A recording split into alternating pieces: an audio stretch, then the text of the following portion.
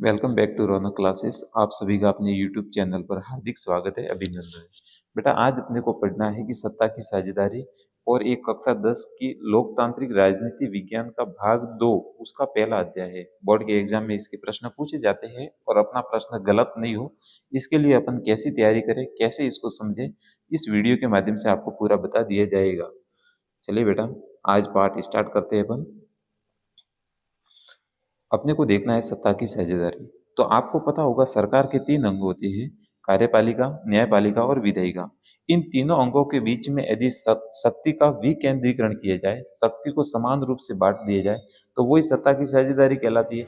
परंतु अब इस अध्याय में अपन समझेंगे कि सत्ता का बंटवारा करना या सत्ता के टुकड़े करना। तो अपन इस अध्याय को समझने से पहले अपने को दो देशों की कहानी समझनी पड़ेगी। एक तो इसमें बेल्जियम है और एक श्रीलंका है। इन दो देशों की कहानी जब अपन समझेंगे तो हमारे दिमाग में आ जाएगा कि सत्ता की साझेदारी क्यों जरूरी है और सत्ता का बंटवारा क्यों जरूरी है। चलिए बेटा, स्टार्ट करते हैं बेल्जियम की कहानी। बेल्जियम ये यूरोप महाद्वीप का एक छोटा सा देश है। हमारे भारत में जो हरियाणा है, हरियाणा जितना बड़ा है, परंतु इन छोटे से देश में जो जातीय बुनावट है वो काफी कठिन है। कहने का मतलब क्या है, बेल्जियम में दो प्रांत है। एक प्रांत तो फ्लेमिश है और दूसरा प्रांत वोलेनिया है। फ्लेमिश में 59% लोग हैं वो डच भाषा का प्रयोग करते हैं और वोलेनिया में 40% जो लोग हैं वो फ्रेंच भाषा बोलते हैं। कहने का मतलब ये है, डच भाषा बोलने वाले लोगों की संख्या ज्यादा है जो कहाँ पे रहते हैं, फ्लेमिश में रहते हैं, और वोलेनिया में फ्रेंच भाषा बोलने वाले लोग हैं जो 40% है वो कहाँ पे रहते हैं, वोलेनिया में रहते हैं, और 1% लोग हैं वो जर्मन भाषा का प्रयोग करते हैं। और जो बेटा जर्मन भाषा का प्रयोग करते हैं वो दोनों प्रांतों में रहते हैं, वोलेनिया में भी रहते हैं और फ्लेमिश में भी रहते हैं। आपके दिमाग में आ गया होगा मेरे हिसाब से कि वहां पे दो तीन भाषा बोलने वाले लोग हैं। सबसे ज्यादा है वो डच भाषा बोलते हैं, उसके बाद में फ्रेंच भाषा, और केवल 1% लोग हैं वो जर्मन भाषा का प्रयोग करते हैं। आगे देखते हैं, फ्रेंच भाषा बोलने वाले लोग है वो अल्पसंख्यक है, उनकी संख्या है वो कम है परंतु ताकतवर है।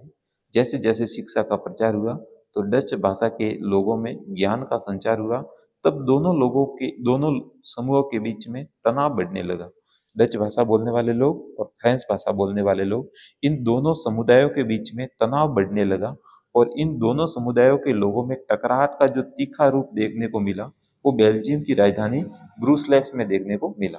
कहने का मतलब एक बार वापस देखिए, बेल्जियम है वो हमारे हरियाणा जितना बड़ा है। वहां पे दो प्रांत है, एक तो वोलेनिया है और एक फ्लेमिश है। वोलेनिया में 40% लोग रहते हैं जो फ्रेंच भाषा का प्रयोग करते हैं, और जो फ्लेमिश है उसमें 59% लोग रहते हैं जो डच भाषा का प्रयोग करते हैं। और इस बेल्जियम में 1% लोग ऐसे हैं जो जर्मन भाषा का प्रयोग करते हैं और दोनों प्रांतों में रहते हैं। जब जब शिक्षा का प्रचार होने लगा तो जो अल्पसंख्यक फ्रेंच भाषा बोलने वाले लोग थे और जो बहुसंख्यक थे वो डच भाषा बोलने वाले लोग थे, तो जैसे ही शिक्षा का प्रचार हुआ तो दोनों समुदाय के बीच में टकराहट होने लगी, और इस टकराहट का जो सीधा रूप है वो बेल्जियम की राजधानी ब्रूसलेस में देखने को मिला। बेटा, ये प्रश्न बोर्ड में आया था कि बेल्जियम की राजधानी का नाम बताओ, तो आपका उत्तर होना चाहिए ब्रूसलेस। आगे है बेटा श्रीलंका। जैसा कि बेल्जियम में देखा वैसा का वैसा अपने को श्रीलंका में भी देखना है।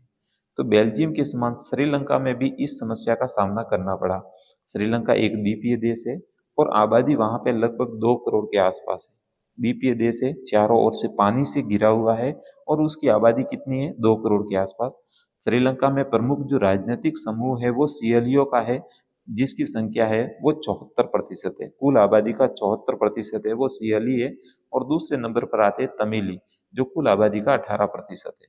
चारों ओर पानी से घिरा हुआ है और उस टापू पर एक बना हुआ है देश, वो है श्रीलंका। उसकी आबादी लगभग 2 करोड़ के आसपास में, अब तो बढ़ गई है, परंतु 2 करोड़ ये पुराने आंकड़ों के अनुसार है। वहां पे दो सामाजिक समूह है, एक तो सियली है और एक तमिली है। सियली है वो 74% जनसंख्या पर फैले हुए है, और तमिली है उनकी आबादी वो 18%। परंतु मजे की बात है कि ये जो तमिली है ये भी दो प्रकार के हैं। कैसे दो प्रकार के, ये समझते हैं। यहाँ पर जो तमिल समुदाय है वो दो प्रकार का, एक भारतीय तमिल है और दूसरा श्रीलंका के मूल तमिल। मतलब ऐसे तमिल जो औपनिवेशिक शासन के समय, अंग्रेजी शासन के समय भारत से पकड़ करके वहां पे लेके गए थे, उद्यानों में बाग काम करने के लिए, वहां पे चाय के बागों में काम करने के लिए यहाँ से वहां पे लेके गए थे, और दूसरे तमिल है वो श्रीलंका के मूल तमिल। तो श्रीलंका की आबादी में 7% लोग हैं वो ईसाई है, तथा ये सियली भाषा भी बोलते हैं और तमिली भाषा भी बोलते हैं। कहने का मतलब क्या है, जो बेल्जियम अपन ने पढ़ा है वहाँ पे डच, फ्रेंच और जर्मन ये 3 भाषा बोलने वाले लोग हैं। और हमने पढ़ा है श्रीलंका, यहाँ पे सियली, तमिली और ईसाई। ये सियली, तमिली और तमिली में कितने वर्ग है, 2, एक तो भारतीय तमिल और एक श्रीलंका के तमिल। तो ये भाषा बोलने वाले लोग हैं। अब कैसे इसमें विवाद होता है वो अपन देखते हैं। तो आगे वाला अपना बिंदु है श्रीलंका में बहुसंख्यवाद। आपको पता होगा 1947 में भारत आज़ाद होता है और जस्ट उसके एक साल बाद 1948 में श्रीलंका आज़ाद होता है। क्योंकि श्रीलंका भी अंग्रेजों का गुलाम था, 1948 में आज़ाद होता है। तो उसमें ज़्यादा ताकतवर समुदाय था वो सिंहली जातियों का था। मैंने आपको बताया कि श्रीलंका में 2 समुदाय थे, एक तो सिंहली थे और एक तमिली थे। तो उस समय जब 1948 में श्रीलंका आज़ाद होता है तो वहाँ पे जो ताकतवर समुदाय था वो सिंहली जातियों का था। उन्होंने शासन पर अपना प्रभुत्व जमाना चाहा।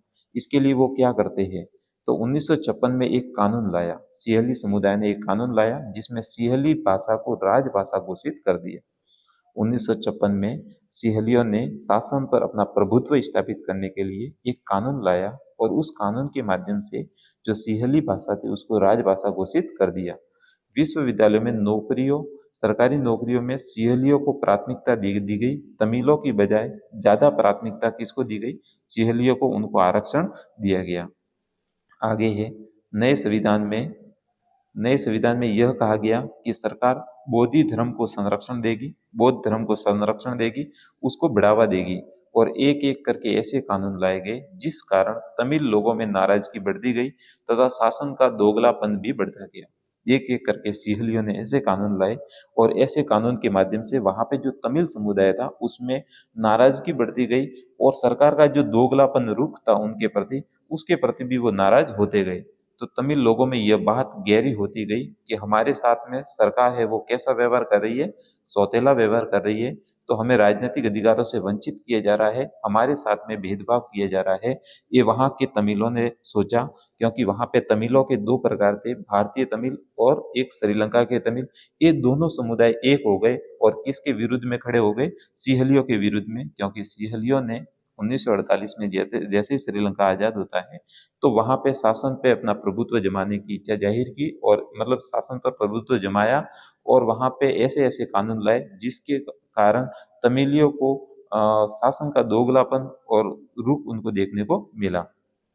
आगे देखते हैं, जब श्रीलंका के तमिल समुदाय ने अपने राजनीतिक दल बनाने प्रारंभ किए। क्यों प्रारंभ किए, क्योंकि उनके साथ में सौतेला व्यवहार होता था, उनके साथ में दोगलापन का व्यवहार होता था। तो उन्होंने स्वयं को संगठित किया और अपने राजनीतिक दल बनाना प्रारंभ कर दिए तथा तमिली को राजभाषा बनाना, क्षेत्रीय स्वायत्ता देने की मांग को लेकर उन्होंने संघर्ष आरंभ कर दिया।